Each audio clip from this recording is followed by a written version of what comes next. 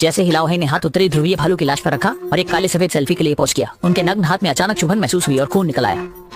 लाओ ने सोचा कि यह केवल उत्तरी ध्रुवीय भालू पर के पिस्सू थे, इसलिए इस पर ध्यान नहीं दिया। लेकिन रात के समय लाओ को अचानक एहसास हुआ कि हाथ की बांग संक्रमित हो गई है और उसमें बहुत खुजली हो रही थी, जो सहन करना मुश्किल हो रहा था। लेकिन फिक्र न करने वाले लाओ ने फिर भी ध्यान नहीं दिया, सिर्फ सरल तरीके से पट्टी बांध ली। अगले दिन उन्होंने महसूस किया कि कुछ तो गड़बड़ है। पट्टी पर काले खून के धब्बे दिखाई दिए। जब उन्होंने पट्टी खोली तो अंदर पस हो गया था। तभी एक साथी बात करने आया। लाओ ने आवेगवश पट्टी ठीक से बांध ली और फिर इस बात को भूल गए। जब तक कि उन्होंने लैब में देखा कि उत्तरी ध्रुवीय भालू की सड़ती लाश से कई भयानक कीड़े निकल रहे हैं, तब उन्हें स्थिति की गंभीरता का एहसास हुआ। पट्टी खोलने पर अंदर का घाव पहले ही बुरी तरह सड़ चुका था और उसमें कई कीड़े थे जो अभी अभी खोल से बाहर आने ही वाले थे। लेकिन इस जंगली बेस में न तो पेशेवर लोग थे और न ही कोई पेशेवर चिकित्सा से। बचने के लिए लाओ को केवल आत्मरक्षा करनी होगी। उसने एक बिना कीटाणु रहित की गई छोटी चाकू उठा ली और सड़ा हुआ घाव खोल दिया, जिसमें सचमुच एक जीवित कीड़ा था जो बाहर आते ही फिर से मांस के अंदर घुस गया। सभी लोग डर गए और एक समय के लिए नहीं जान पाए कि क्या करना है। प्रतिक्रिया मिलने पर लाओ ने तुरंत निर्णय लिया। टॉर से एक चमकदार